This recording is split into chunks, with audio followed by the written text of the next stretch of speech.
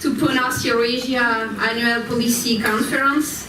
I'm Marlène Laruelle, and it's my pleasure to welcome you here, both as the co-director of PONARS Eurasia with my colleague Henry Hale, and as the Associate Director of the Institute for European, Russian and Eurasian Studies here at the Elliott School at GW.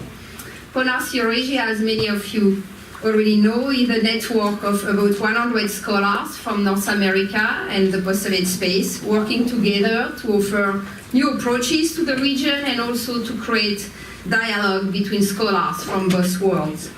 This year is a very specific date for us, because we are celebrating PONARS' 20th anniversary. Our network was launched in 1996, 1997, first at Harvard, and then it happily joined GW in 2009. And PONARS founder Celeste Wallander will be our keynote speaker today for lunch, and she will give you her vision of the future of US-Russia relations, but also the need for more collaborative approaches between scholars from both regions. We will have 4 sessions today, looking at power issues in Russia, Ukraine, Belarus, then at political and economic issues, at changes happening in the Caucasus and Central Asia, and finally at military and foreign policy question. I would like to thank our funder, the Carnegie Corporation of New York, for its invaluable support for the last 20 years. It's already a long time together, and all the PONARS and IRIS staff who invested a lot of time and energy to make that even possible. And now I would like to give the floor to Haris Milonas, Associate Dean for Research here at the Elliott School, Associate Professor of Political Science, and a member of PONARS. So that's what happens to you once you are involved in these things. You get stuck into administration and then you don't do research. So that's not exactly true, but I'm really proud to be hosting this event here. Actually, the Dean will speak to you later this day, the Dean of the Elliott School, and Peter Rolberg is also here, the Director of the Institute for European, Russian and Eurasian Studies. GW is showing its support also with the Vice President for Research being here, Leo Chalupa. So GW has taken PONARS by the hand, I guess, and like hugged it very nicely, and is very proud to host it. And we hope we'll be doing this for many years to come. And I think we should proceed with the panel, right? So thank you all for coming. Okay, thank you very much. My name is Henry Hale, co-director of PONARS Eurasia together with Marlène. So I think I will just dive right into the panel itself. So this morning's session will focus on power in Russia, Ukraine, and Belarus. And actually one thing I guess I would call people's attention to is the fact that because this is the 20th anniversary conference, we wanted to bring as many PONARS members and former members as we could here. So there are a lot of people who are here who are not on the program, and many of them are authoring memos that are also going to be published in the future, and you can find abstracts of their memos in progress in the abstract booklet. So I would encourage you to look through that, and if there are people there that you see you'd like to search out and talk with, the coffee breaks tend to be fairly ample, hopefully to facilitate that kind of discussion. So that's what I wanted to say by way of just the introductory remarks. So today's panel, again, as I said, right now we'll focus on power in Russia, Ukraine, Belarus. We'll just go in the order in which the panelists are listed. If they have PowerPoints, we'll ask them to go up to the podium where they can present or kind of manage the slides. We've asked each author to to limit their initial remarks to 8 minutes. Just to make their main points, so that we have plenty of time for discussion. So if you have other points, elaborations that you'd like to make, hopefully you can work that into the discussion, because we want to hear from you all as well. It's always been one of the strong points, I think, of PONARS conferences is the general discussion with the DC experts and people interested in the topic, as well as other people on different panels. So. First speaker then will be Nikolay Petrov, whose topic is Russia on the eve of presidential elections and prospects for the next term. Okay, thank you so much, Henry.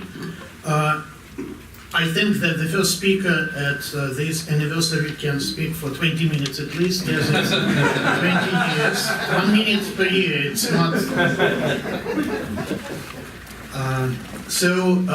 It's interesting that, you know, in old Tsarist Russia, at a time when, the pressure from authorities was biggest of all, arts flourished, and it's going on now in Russia as well. So I brought here the book written by the former first deputy speaker of Russian parliament, who used to be active politician, Vladimir Ryzhkov. So instead of being active politician, now he does have a lot of time to write books like this. So I think this is very good and inspiring period. And the only thing which keeps me being optimistic with regard to Russia is this old general wisdom that never the situation there is that bad as it looks, but never it's that good as we hope. And let me make just a few brief points and to focus a little bit more on what I am doing now. I am focused now on political repressions, and this is inspiring new field of studies which is expanding all the time. So I would start with saying that we still have a sultanistic regime which appeared after 2014. It's developing, but it's not transforming, although in my view it should transform in a while, and there are many challenges here this regime is faced by. There still is legitimacy crisis, which was the reason why the regime transferred in 2014. And the problem, as we've discussed a while ago, is that to switch from electoral to military chieftains legitimacy is a good way to fix the problem. The problem now is how to keep this military chieftain legitimacy. It's almost impossible, especially now at a time of this confrontation with the West, and it's not that easy to switch back to electoral legitimacy. Electoral legitimacy is much weaker, and to switch from military to electoral, it's just like to drink beer after drinking vodka. So we'll see now, it's very interesting time. You know, for the first time I did write a memo, and I should not change anything in spite of the fact that it was written 2 or 3 months ago, and now the political development in Russia is pretty fast. So we see now, I think there are not so many ways how you can keep your military chieftain's legitimacy. One way has been already shown. Putin offers recycling of his glorious victories, like say to show the movie, to decide that elections should take place the day when Crimea has been annexed, and so on. Another way is his famous anti-negative populism. It's not like, say, he doesn't have now the option to create the image of real savior, either from military problems or from economic problems, but he can create the option that situation is developing in a very bad way, and will help him to look as a savior after saying that, come on guys, it's bad, but not that bad. So it's like in 1999 when these explosions took place in Russia, and Putin that time looked like the guy who can offer security at a time of huge troubles. What did he make? And it looks like he's much more strategic than he was considered to be. It's a kind of personnel perestroika, which took place in 2015, 2016, when first the problem, Volodya German was speaking a lot of aging of Putin's elites has been almost fixed. There was a generational shift in elites, but not only younger guy replaced Putin's former comrade in arms.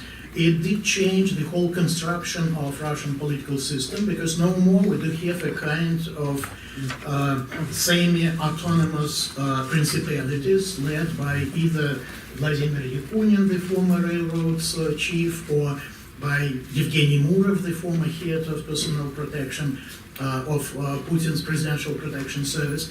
And it's very important that centralization took place with regard to big corporations. And these big corporations now became parts of the same single vertical management system, which makes it more complicated to manage everything, but it makes much bigger and much tougher control. And there were a lot of discussions about Russian elites and how they do look. There was recent publication by Evgeny Minchenko on the new scheme of Putin's Politburo. In my view, we do have now Tsar's court, in the sense that Putin does not depend that much from political elites, and political elites do depend from him much bigger than they did depend in past. And it was clearly seen last Sunday in gubernatorial elections. Governors should not get legitimacy due to direct popular elections. They should get their legitimacy from Putin's hands as being appointed by him, and then population just accepts this appointment. So institutions are now much weaker than they used to be, including not only formal political institutions like, say, elections, local self-administration, and so on, but including informal institutions, and this is very important. Old rules of the game do no more work, new rules of the game are still unknown, and repressions are going on. I did calculate that each year 2% of top regional elites are arrested, meaning governors, first deputy governors, mayors of capital cities. 2% annually, which is now a pretty stable level. It does not change, and it's needed not to prepare for elections, it's needed to keep system in its present shape. It will not change if the system will not transform. And my last point is that in this shape, the system cannot live for long, because there is huge uncertainty for political elites. First of all, it's due to unknown rules of the game, and these new rules or new institutions, I am not speaking about formal institutions, informal institutions perhaps should emerge, should appear. The problem is that political elite in general is much weaker than it was considered to be, and I was amazed by how fast and how efficient this repression mechanism has been constructed without meeting any resistance from the side of political elite. So this makes me more or less optimistic with regard to the fact that this type of political regime cannot live for long, although he lives much longer than I did expect. All right, thank you.